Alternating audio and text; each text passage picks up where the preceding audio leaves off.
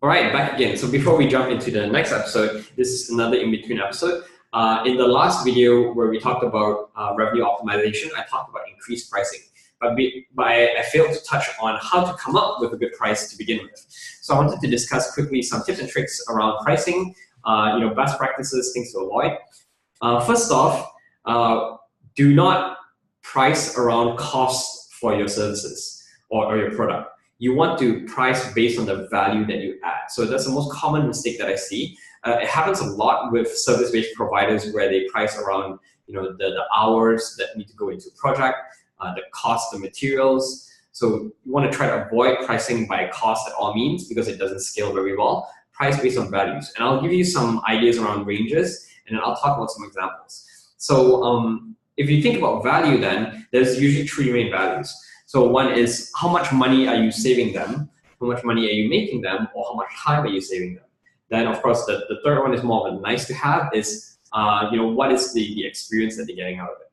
So first off, how much money are you saving them? If you're saving someone a certain amount of money, in terms of a range, you can likely charge about 10 to 15% of their annual savings for what you would price your product or service as.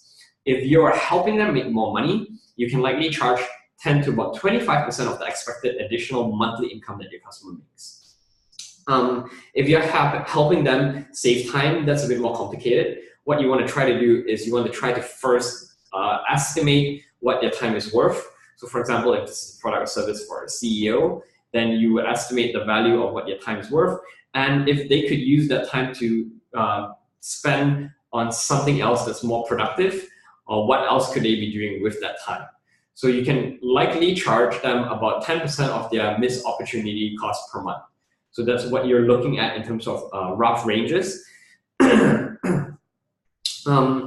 I wanted to give some examples. So there was this great example where I worked with this recycling company, and what they were doing is when they ran events, if it was a 200-person event, if it was a 500-person event, their pricing was almost similar. They were trying to price around certain things. So they priced around the length of the event. So how long was the duration?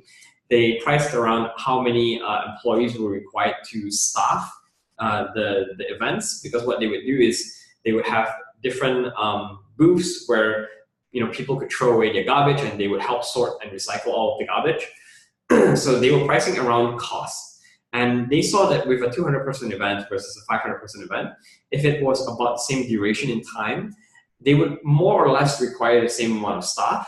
So technically, when they were pricing, it was almost a similar amount. Of course, the 500-person event would be slightly more expensive, but it wasn't scaled up in the right way.